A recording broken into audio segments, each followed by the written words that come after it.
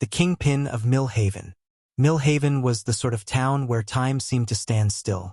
With fewer than 10,000 residents, it was the kind of place where people waved at each other on the street, where the biggest events of the year were the county fair and Friday night football, and where families still left their doors unlocked at night.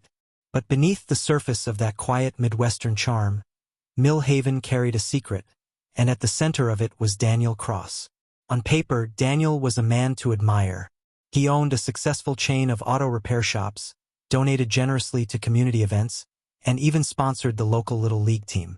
People in town called him Big Dan, a charismatic figure with a winning smile and a way of making everyone feel indebted to him.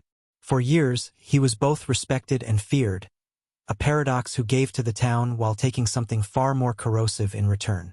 Because in truth, Daniel Cross was no ordinary businessman. He was MillHaven's drug kingpin, the man who controlled every ounce of meth, every pill, every gram of cocaine that passed through the county. He didn't flaunt it, he didn't need to. His influence was quiet but absolute. For a decade, no one dared challenge him, until the night he vanished. It was July 14, 2018, when police found his truck abandoned on a dirt road outside town. The driver's door was open, the keys still in the ignition, and on the steering wheel was a smear of blood. To a community that had lived both in awe and in fear of Daniel, the message was clear. Someone had finally come for MillHaven's kingpin. Detective Marcus Hale, a local himself, and investigator Carla Benton were assigned to the case. To them, the cause appeared obvious. Daniel had enemies, rival dealers, cartel suppliers, disgruntled associates. His disappearance had all the marks of a violent reprisal. For the first few weeks, that theory seemed airtight. Tips poured in about strange cars seen prowling the edges of town. Anonymous calls suggested rival groups had been asking questions about Daniel in the days leading up to his disappearance. It looked like the small town had been pulled into a larger, bloodier game.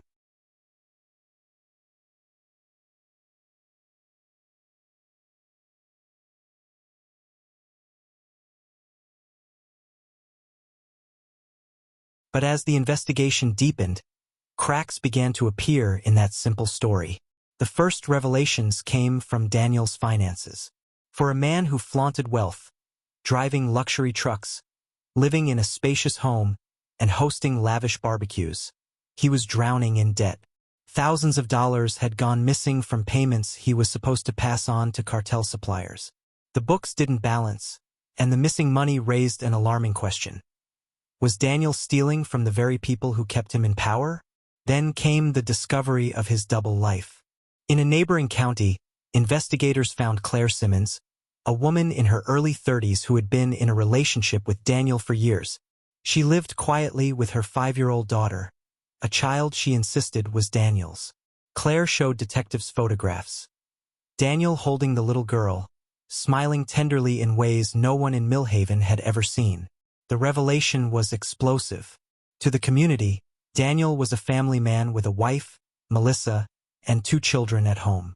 The existence of a second family shattered that image. Rumors spread quickly.